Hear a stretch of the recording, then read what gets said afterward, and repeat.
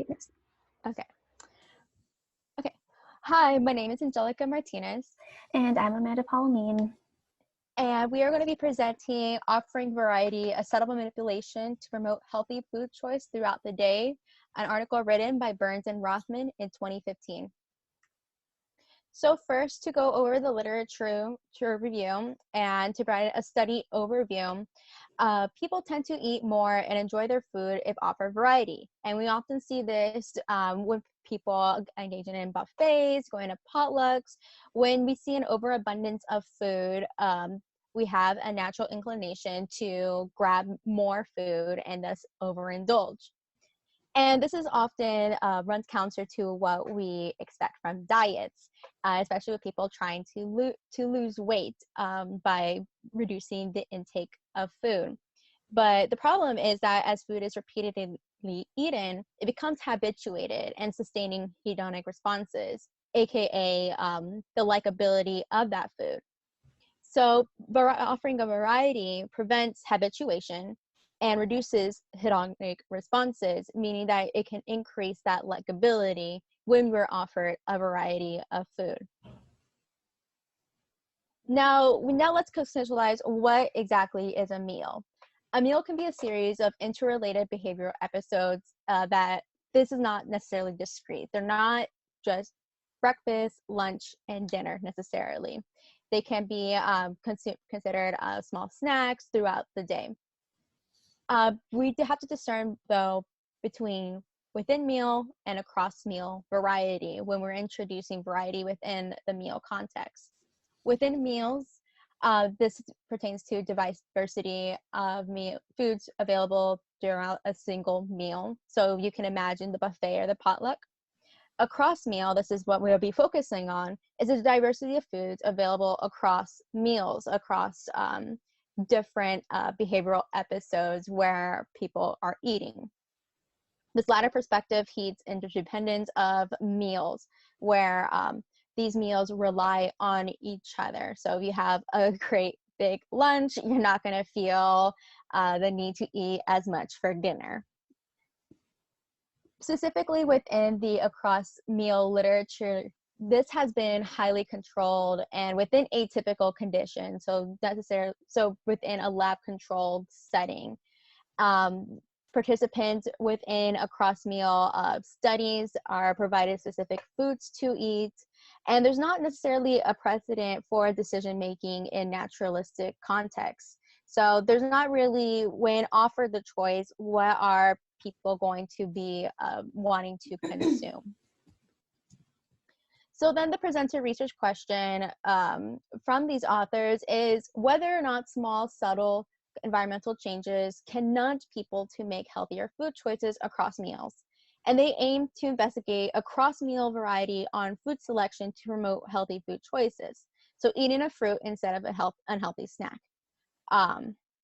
Study one, they recruited 188 participants. 66.5% of these participants were women. The mean age was approximately 21 years of age. The demographics, such as race, did not significantly differ. As for the design, they had a 2x2x2 design, around 21 through 25 participants per condition.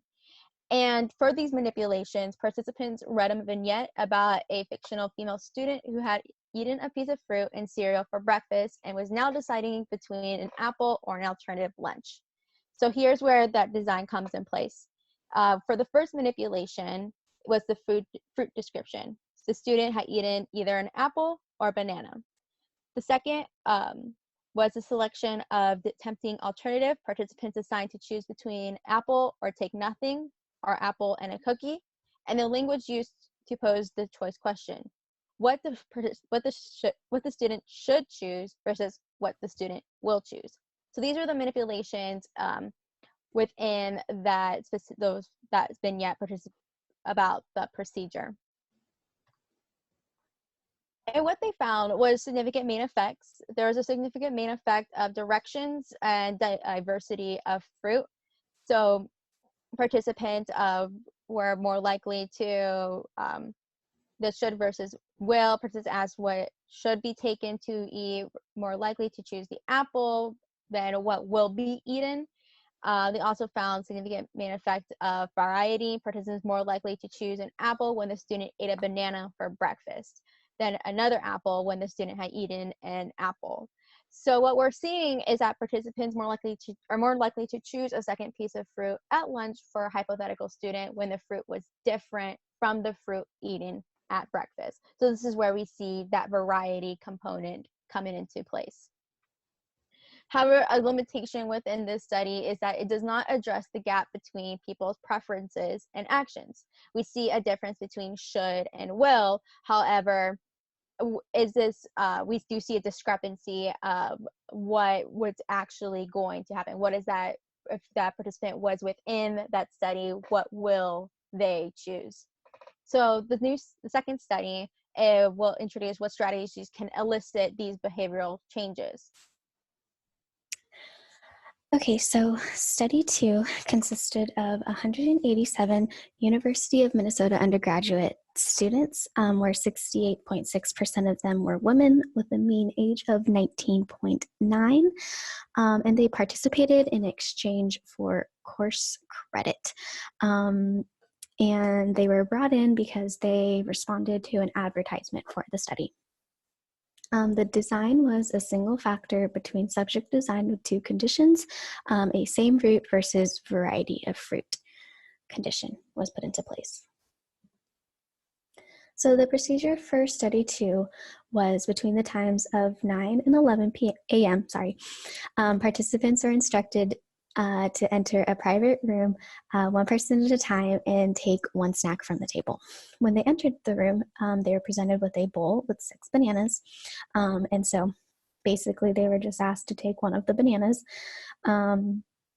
As a distraction, participants were asked to identify what snack they chose. In this case, it was just one banana, and to complete a questionnaire that gave several questions regarding their current mood to kind of distract them to not figure out what the study was kind of trying to look into.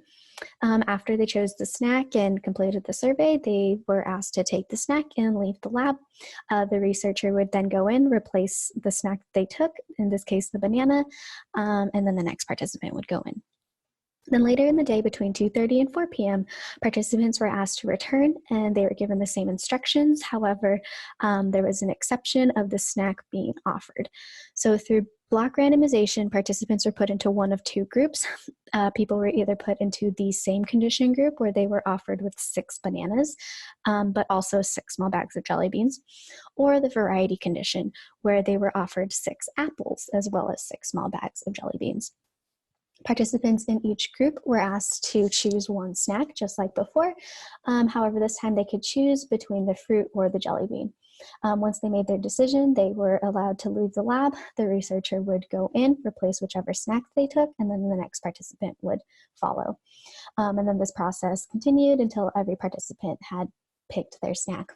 Later that night, participants were asked to complete a brief questionnaire that collected demographic information about them. So through significant chi-squared tests, it was suggested that participants in the variety and same condition group differed significantly in the choices that they made. Specifically, 59.4% of the participants in the variety group choose fruit during the afternoon session. So this means that people who were given the option of choosing a banana in the morning chose 59.4% of them chose the apple in the afternoon session.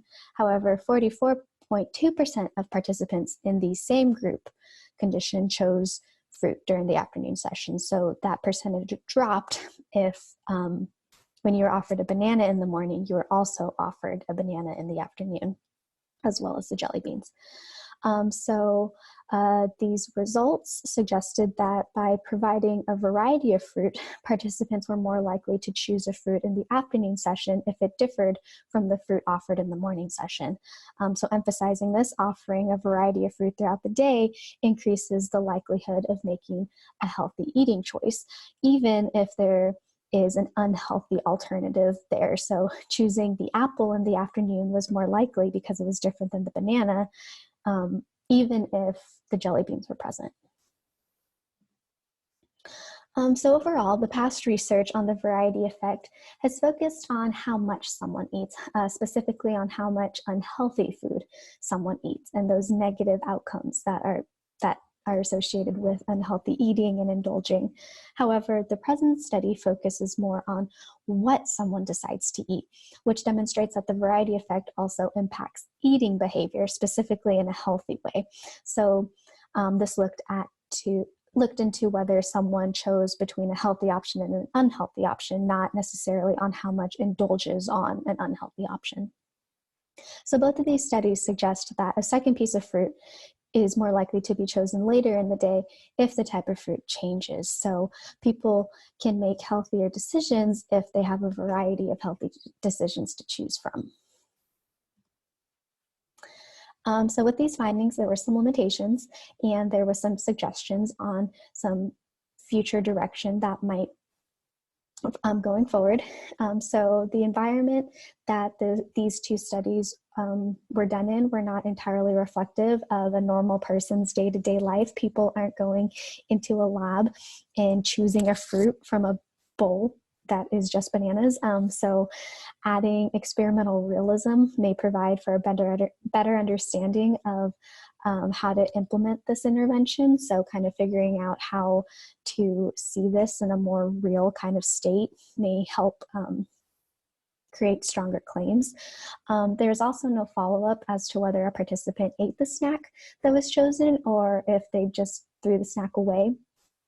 So tracking the consumption of the snack should also be monitored in the future. So you're able to tell if the eating behavior is actually changing and not that they're just choosing a healthier snack and it's not actually being implemented.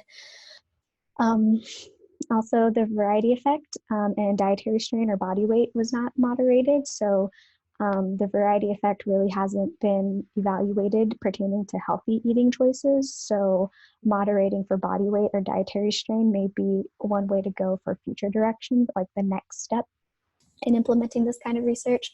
Also identifying mediators from these results to kind of refine the intervention to make it better. For example, it may explain mechanisms that drive decisions that also remain constant during hot and cold states. So for instance, in this study, a cold state is when those hedonic cues associated with the food are not immediately available. So like in study 1, you weren't given the option of a healthy and unhealthy food choice. You were only reading a story about it and then asked to make your decisions.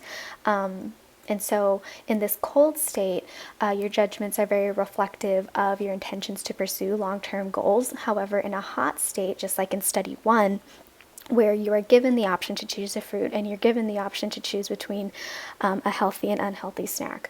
This is kind of when those aspirational goals are kind of derailed when those judgments are made. And so this is typically referred to as like the intention behavior gap. It tends to emerge, and so basically that intention that you have to make healthy eating choices isn't necessarily reflective of the behavior that actually happens. And so looking into these mediators may help and identify how to keep that constant. The last future direction kind of recommendation would be to replicate this study in children to see if the intervention is also effective at that level. Okay. So in conclusion, the findings suggest that healthier food choices can be encouraged by providing a variety of healthy food choices at different times of the day. So we're seeing that across meals. Therefore, students may be more likely to choose more fruit throughout the day if a variety of fruit is presented and easily accessible. So they're suggesting about an arm's length away. Again, this can only be limited to students as that demographic information was only with clustering within college-age students. So a couple of discussion questions. One, how can a researcher add experimental realism to a study like this? Although they did introduce naturalistic settings, of course, they had to you have to consider what occurred after the students left with the piece of fruit or the unhealthy snack. Another question we've proposed is, while variety has been suggested to matter, do specific healthy foods, quote unquote, lead to a higher chance of being chosen against healthy foods? Will mangoes be chosen more frequently than apples compared to jelly beans?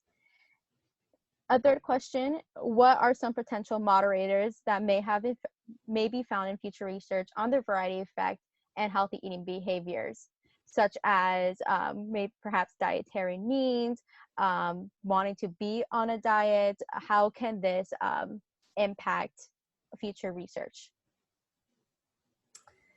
So with those three questions, I think that concludes our presentation of this article.